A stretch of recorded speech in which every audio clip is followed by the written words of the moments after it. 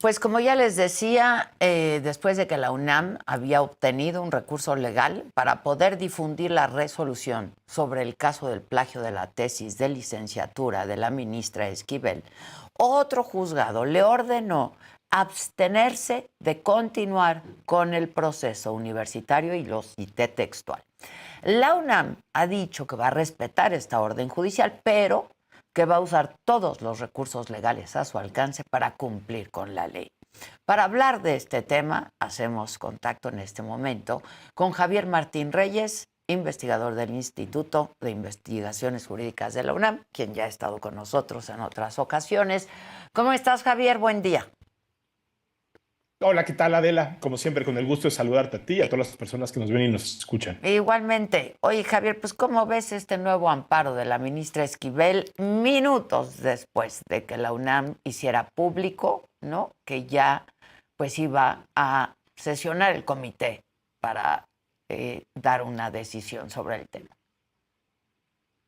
No, a ver, Adela, yo creo que esto ya es un poco como el colmo, ¿no? O sea, es decir, las contradicciones de Yasmín Esquivel continúan profundizándose. Todos recordamos que en un primer momento, el año pasado, cuando se dio a conocer, ¿no?, el posible plagio de su tesis, una de sus primeras declaraciones públicas de la ministra fue que ella no tenía nada que ocultar, que ella confiaba en las autoridades universitarias, que acudiría a las instancias correspondientes a defenderse y que tenía toda la confianza en que esto se iba a resolver de la manera correcta, ¿no? Pasó el tiempo, ¿no? En algún momento la UNAM, yo creo que tomó una muy buena decisión, Adela, que fue convocar a un órgano muy importante que existe en la universidad, que es el Comité Universitario de Ética. Este es un comité, déjame ponerlo así, Adela, que se crea para resolver casos de especial relevancia y trascendencia. A mí me cuesta trabajo pensar, ¿no?, en un caso más importante y trascendente que el de una ministra de la Corte en funciones, ¿no?, acusada de plagiar su tesis de licenciatura, tesis que le permitió eventualmente obtener su título de licenciada en Derecho y título que eventualmente le permitió llegar a la Suprema Corte de Justicia de la Nación. Entonces, yo creo que estaba plenamente justificada que fuera este comité de la UNAM quien resolviera en definitiva el asunto y no nada más como en un primer momento vimos que hubo un primer comité de la FES Aragón, donde estudió la ministra Yasmín Esquivel hace ya algún tiempo, quien se pronunció. Pues bueno, el comité estaba funcionando, ¿no?, creo que de una manera regular, correcta, haciendo las investigaciones, cuando nos enteramos de ese primer recurso que mencionabas. ¿Qué fue lo que presentó Yasmín Esquivel en ese momento, Adela? Un juicio de amparo. Y en ese juicio de amparo, ¿qué era lo que planteaba? Que era inconstitucional, imagínate nada más, ¿no?, el tamaño del planteamiento, que era inconstitucional que se hubiese creado ese comité universitario de ética. Este comité, hay que decirlo además, Adela, pues no se creó para resolver el caso de Yasmín Esquivel. Este es un comité que existe desde 2019, es decir, muchísimo antes de que se diera a conocer el tema de Yasmín Esquivel, que fue hasta el año de 2022. Pero el caso es que una ministra en funciones, jerárquicamente superior a los juzgados federales de distrito, sin pedir licencia, dice, me voy y presento un amparo. No importa que antes había dicho que no tenía nada que ocultar, no importa que al principio había dicho que se iba a tener a la resolución de las autoridades. Y hay que decirlo también, Adela, en un primer momento fue relativamente exitosa, porque ella solicitó una suspensión y hubo un juzgado de distrito que le dio en ese momento la suspensión, y esa fue una suspensión que tuvo dos efectos. Por un lado, le ordenó al Comité Universitario de Ética que no resolviera el asunto, pero por lo menos le permitió seguir trabajando. Y la otra cosa que también fue extremadamente problemática y criticada, porque a mí me parecía francamente un absurdo, es que se le ordenó a la universidad que no podía decir nada sobre el avance, ¿no?, de este caso. Fue una auténtica mordaza la que se le puso a la universidad. Esto fue impugnado por la propia UNAM. En un primer momento se ganó una queja que lo que hizo fue modificar esa suspensión para quitarle la mordaza a la UNAM, es decir, para que las autoridades universitarias pudieran seguir comunicando, pero seguía vigente una suspensión consistente en que el Comité Universitario de Ética no podía resolver el asunto, no podía dictar su resolución. La UNAM continuó presentando impugnaciones y lo que nos enteramos el viernes, como tú ya adelantabas, es que un tribunal colegiado de circuito concluyó que ese juicio de amparo que presentó Yasmín Esquivel era improcedente. Es decir, que ella no podía llegar y hacer un planteamiento, ¿no? En el sentido de que la UNAM no tenía facultades para crear en 2019 esa instancia. Y eso era muy importante, Adela, porque habría la posibilidad para que una vez desechado, declarado improcedente ese primer amparo, entonces el Comité de Ética finalmente pudiera decirnos lo que ya estábamos todos esperando. Creo que en este caso, como en muchísimos otros, Adela, este tipo de órganos tienen una primera función, que es decirnos qué pasó, estabilizar la verdad, buscar en los hechos y reconstruir qué fue lo que pasó para que sepamos de entrada qué fue lo que sucedió, en particular en este caso de Yasmín Esquivel. Y justo el viernes, cuando se dio a conocer esta determinación del Tribunal Colegiado de Circuito que estimaba improcedente el amparo de Esquivel, o sorpresa, o quizá no por sorpresa, pero vaya que ahí hay muchas cosas que decir sobre la temporalidad, se le notifican a la UNAM otras medidas cautelares. Ahora, aquí lo que es muy llamativo, Adela, para decirlo de manera amable, es que esto ya no es una orden de un juez o una jueza federal, sino que esta es una determinación del ámbito local, es decir, es un juez de lo familiar de la Ciudad de México que dicta medidas cautelares, ¿no? Que tienen efectos muy similares a esa primera suspensión que se dictó, pero incluso yo te diría, creo que pueden ser efectos todavía mayores. ¿Por qué? Porque según han informado las autoridades universitarias, estas medidas cautelares, ¿en qué consisten? De entrada, que el Comité de Ética Universitaria no puede seguir trabajando. Ya olvídate de dar a conocer su resolución. Lo que dicen estas medidas cautelares, según han informado las autoridades universitarias, es que no puede continuar su trabajo. Es decir, hay una parálisis absoluta del Comité de Ética. Hay medidas cautelares también en contra del rector. El rector no puede convocar a un órgano muy importante, que es el Consejo Universitario, que es el que eventualmente y más adelante podría decidir cuáles son las consecuencias en caso de que se acredite un plagio. El abogado general tampoco puede pronunciarse sobre la integridad académica de Yasmín Esquivel y el Consejo Universitario tampoco puede pronunciarse. Se le pone pausa, entonces otra vez a todo. Regresamos al punto de partida, Adela, y hoy lo que estamos viendo creo que es un intento ya muy desesperado de Yasmín Esquivel para que no se conozca la verdad, aunque esto, para serte muy sincero, parece que es un intento de tratar de tapar el sol con un dedo. Exacto. Creo que cualquier persona que pueda cotejar las dos tesis se da cuenta que ahí hay un plagio y que es altamente probable, por no decir prácticamente un hecho, que el plagio lo cometió Yasmín Esquivel y no la otra persona, Edgar Ulises Báez, Adela. Sí, porque pues está la de licenciatura, pero también, como reveló el periódico El País, el diario El País, pues también la de doctorado. Ahora, ¿esto no se va a agotar esta vía, esta estrategia de la ministra Esquivel? No, a ver, yo creo que esto lo que demuestra, Padela, es que la ministra está dispuesta a recurrir a las peores prácticas de la profesión jurídica. A mí me parece que es absurdo que ella acuda a la vía civil a defenderse de algo que es estrictamente académico. Es decir, aquí lo que tiene que resolver la universidad, ¿no? Al amparo de esas normas universitarias, es si hubo un plagio o no hubo un plagio. Esto es un tema de deshonestidad o fraude académicos. Esos son los estándares aplicables. Y es un caso, Adela, hay que decirlo, de una enorme relevancia pública. ¿Por qué? Porque esta no es una persona común y corriente, no es una ciudadana de a pie, es una de las personas que integran la máxima autoridad jurisdiccional del país, nuestro Tribunal Constitucional, que es la Suprema Corte de Justicia. Entonces, imagínate nada más. Si Yasmín Esquivel estuvo primero dispuesta a presentar un amparo, olvídate contra la resolución de la Comisión de Ética, que no le hemos preocupado. Olvídate en contra de una decisión, una sanción, que se le puede invalidar el título. Bueno, todo eso era, creo que, esperable. Pero Yasmín Esquivel, ¿qué es? Se va al inicio y dice, no, hombre, la UNAM ni siquiera puede crear el comité y presenta su amparo.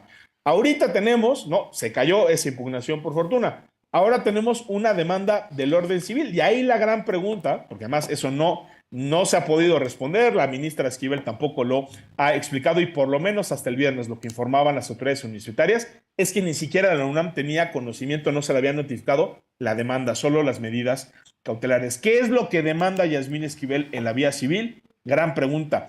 ¿Por qué es un tribunal, Adela, de la Ciudad de México que conoce este asunto, cuando la universidad, a final de cuentas, es una entidad que se rige fundamentalmente por las normas y por la jurisdicción de tipo federal? También es otra gran pregunta. Y aquí, nada más para redondear la idea, Adela, te diría, estamos en la etapa previa a las decisiones. Imagínate, ojalá que sea pronto, cuando el Comité de Ética Universitaria se pronuncie.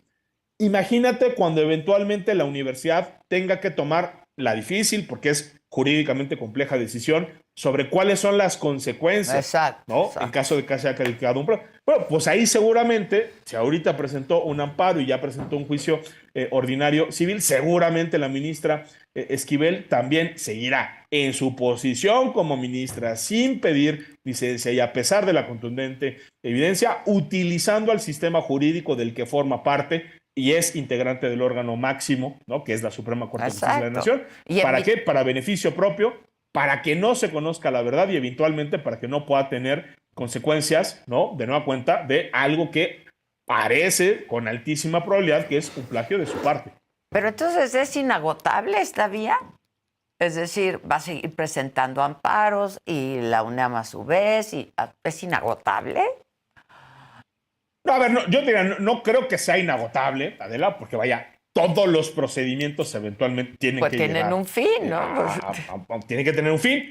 Yo honestamente creo que jurídicamente la razón está del lado de la universidad. O sea, caray, la universidad lo único que está pidiendo es que le permitan resolver el caso, que además, dicho sea de paso, era lo que quería o lo que decía que quería la ministra Yasmín Esquivel. Ahora, eventualmente esto tendrá un fin.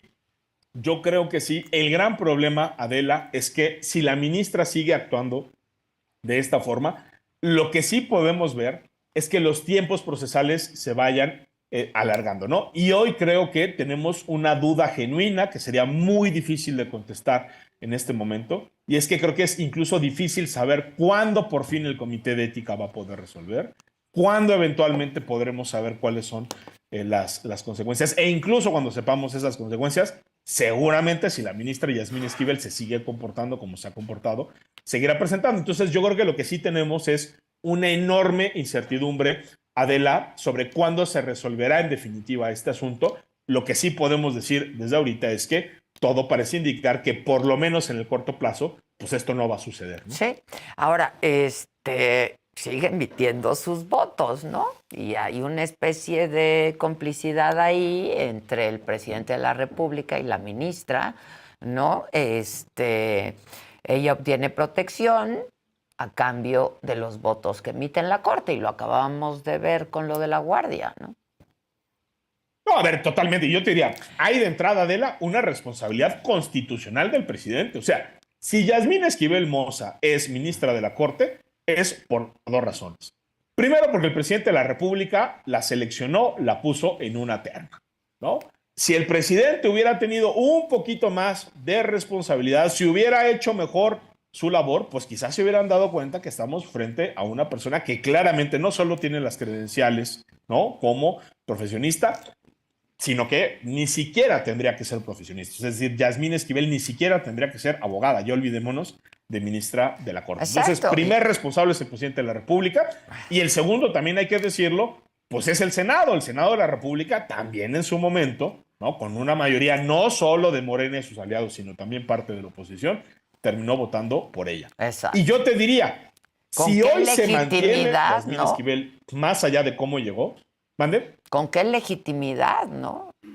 El voto. Sí, a ver, yo creo que en este momento, o sea, si de por sí había enormes dudas cuando fue nombrada, tú te recordarás todo el debate que había sobre si su relación matrimonial con José María Riobó, uno de los grandes contratistas y asesores del presidente López Obrador, le generaba conflictos de interés. Bueno, ya ahorita olvidémonos de los, de los potenciales conflictos de interés. Menos, ahorita, ¿no? Por todos sus méritos, Yasmín Esquivel se ha ganado ese desprestigio y esa falta de legitimidad. Y si sigue ahí, Adela, es como tú dices, porque tanto el presidente como el Senado están dispuestos a aguantarla. ¿Por qué? Porque parece que al presidente le es mucho más funcional tener a una persona que no tiene legitimidad, que con cada intervención, decisión y votación en la Corte sigue manchando la reputación y la legitimidad del Poder Judicial. Eso prefiere el presidente que hacerse cargo, que de nueva cuenta puso ahí a una persona que obtuvo su título con un fraude académico y actuar en consecuencia. Este es, digamos, un comportamiento típico del presidente de la República. Incluso te diría, Adela, es muy paradójico, porque si Yasmín Esquivel renunciara hoy, mañana o pasado mañana, quien volvería a hacer la propuesta para designar a ministros de la Corte sería el presidente López Obrador. O sea, el presidente López Obrador podría ganar una nueva designación, Adela, que además estaría 15 años en el cargo. Pero claro, el presidente de la República creo que tiene una racionalidad diferente. Y la racionalidad del presidente de la República es nunca reconocer un error, porque reconocer los errores es una muestra de debilidad. Entonces podemos tener a Hugo López-Gatell tomando decisiones aberrantes, podemos tener a Manuel Bartlett tomando decisiones que también le cuestan millones a la sociedad y el Estado mexicano, podemos tener una ministra de la Corte como Yasmín Esquivel, y el presidente está dispuesto a sostenerla. Y ojo, Adela, incluso si llegara a renunciar Yasmín Esquivel, que eso no se ve probable en el corto plazo, esa renuncia tiene que ser o tendría que ser aprobada tanto por el presidente de la República como por el Senado. Entonces, ojo que mientras el Senado y el presidente López Obrador sigan defendiendo a Yasmín Esquivel, jurídicamente no va a haber ninguna forma, digamos, constitucionalmente válida de que se pueda ir, ¿no? Entonces, ahí hay una complicidad, hay una corresponsabilidad de los poderes públicos, en particular del presidente y del Senado, Adela, que es absolutamente innegable.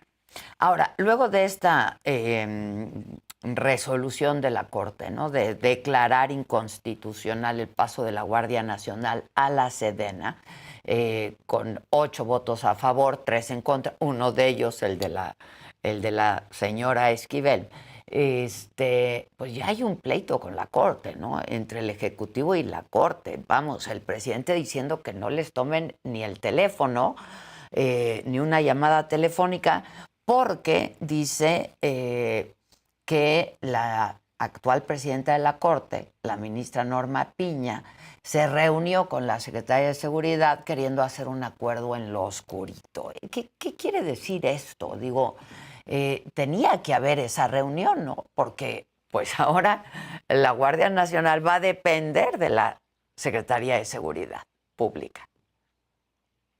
Ay, a ver, y yo te diría, Adela, allá hay como dos cosas que yo creo que conviene diferenciar y que creo que el presidente las mezcla, además, como tú decías al principio, sin dar ningún tipo de prueba.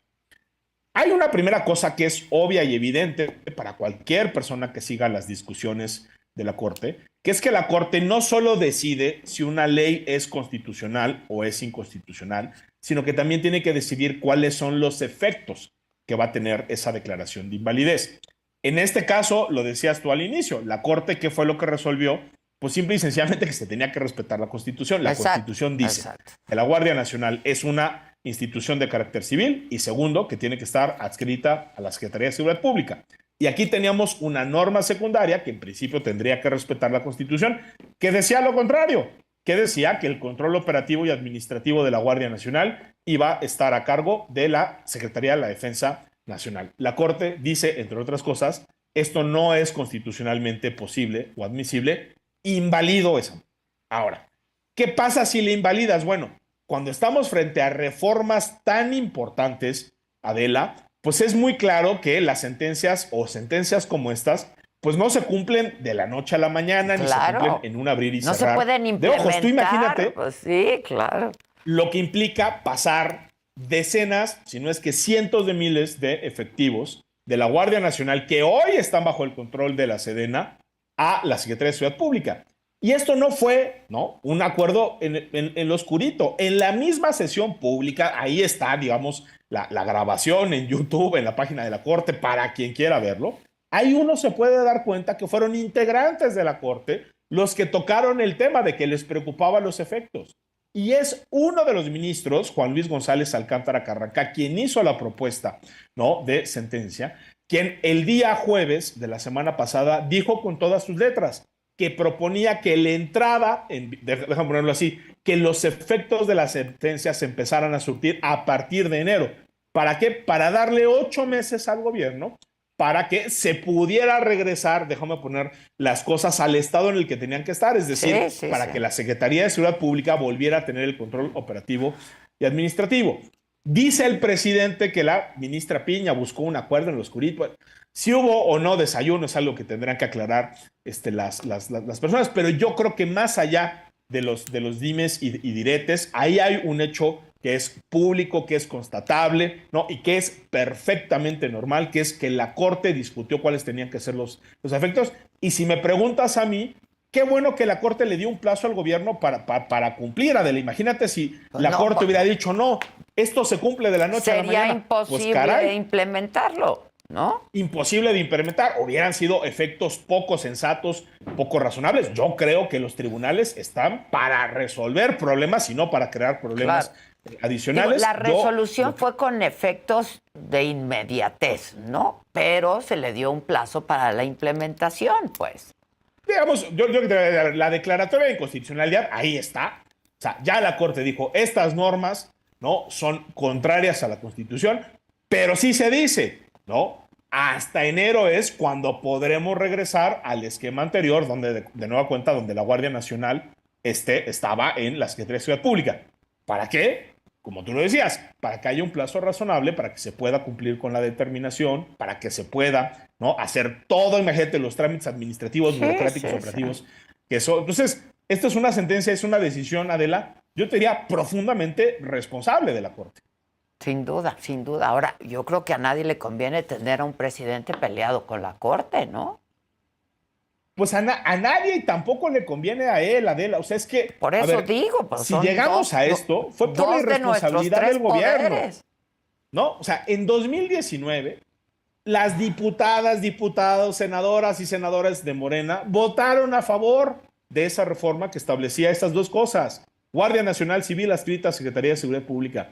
Todos los congresos locales del país, Adela, todos aprobaron conforme a sus normas internas que se tenían que establecer esas dos normas. Esos congresos también estaban dominados en su mayoría ya en ese momento por Morena. Entonces, esta es una reforma que promovió el presidente López Obrador. Por supuesto, no, la versión definitiva no fue la que quería tal cual el presidente de la República, pero sí fue una reforma que aprobaron sus propios legisladores. Y aquí lo que estamos viendo es que el presidente de la República ni siquiera está dispuesto a cumplir con aquellas normas y reformas que fueron aprobadas de nueva cuenta por las personas legisladoras de su propio partido político. Es decir, de ese tamaño es de incongruencia y de ese tamaño es la irresponsabilidad de Adela. Sí, sí, sí.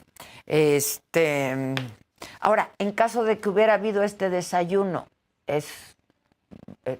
¿está mal que se hubiesen reunido? No, a ver, yo te diría, yo creo que o sea, podemos discutir el tema de las formas, ¿no? O sea, yo creo que ahí siempre es importante, sobre todo tratándose del Poder Judicial, que no solo sea imparcial, sino que parezca imparcial, ¿no? O como diría el refrán, no hay que hacer cosas buenas que parezcan malas. Malas. Vea, yo creo que es una práctica ya que viene de muchísimos años, donde el Poder Judicial y en particular la persona titular puede tener acercamientos con diferentes dependencias. Creo que no es algo contrario a la práctica, ¿no? Digamos que hemos visto, de una cuenta, no en este sexenio, sino ya desde muy atrás. Ahora, claro, ¿cuál es el riesgo de ese tipo de reuniones? Pues que de repente salga el presidente López Obrador, ¿no? Como salió ahorita, diciendo que en esa reunión le dijeron que otra persona dijo, ¿no? O sea, digamos... Exacto, y obviamente, pues, ese tipo de cuestiones es muy difícil de constatar. Digo, en todo caso, creo que a final de cuentas lo que es importante, independientemente de si hubo o no la reunión... Fue la resolución de la Corte. Y que el tema de los efectos, Adela, se discutió en la Corte, se discutió, digamos, por los 11 integrantes. Esto no es algo que definió la presidenta de la Corte. Esta fue una decisión colegiada de la Corte. Y además hay que decirlo, una respuesta sensata, creo que una respuesta prudente y una respuesta, Adela, realista, ¿no? Que se hace cargo de que, pues si hoy la Guardia Nacional está en la Sedena, pues serán muchas decisiones las que se tengan que tomar para que regrese a la Secretaría de Seguridad Pública. Sin duda. Javier, pues como siempre, muchísimas gracias y aprovechamos para desearle una pronta recuperación al presidente de la República, quien ayer a través de un tuit comentábamos, subió la información de que pues de nueva cuenta tiene COVID, así es que le deseamos una pronta recuperación. Sí, por supuesto, ¿no? Yo creo que todas y todos lo que queremos es que se recupere, que Sí, esté bien, duda, no porque sea el presidente, sino porque es un ser humano y la salud por siempre hay que supuesto. hacérsela Y nuestro a toda persona. presidente de la República, ¿no? A final de cuentas, por supuesto, sí. Y ojalá también, Adela, tengamos información certera y oportuna, porque creo que esa es la mejor manera de combatir las muchísimas especulaciones que se han dado en el debate sin público. duda. Hoy el secretario de Gobernación, quien estuvo a cargo de la conferencia de prensa de cada mañana, dijo que el presidente estaba bien y que cualquier otra información era absolutamente falsa, ¿no? Que tenía COVID, que estaba aislado y en recuperación. Perfecto, pues ojalá así sea. Ojalá que así sea, sin duda. Y ojalá podamos seguir discutiendo las otras cosas que también son importantes. Los otros temas, claro. Te mando un abrazo, Javier. Muchísimas gracias. Gracias. Al contrario, Adela, muchas abrazo gracias. Gracias. Y de verdad, desde lo más honesto y sincero, le deseamos al presidente que esté bien, que se sienta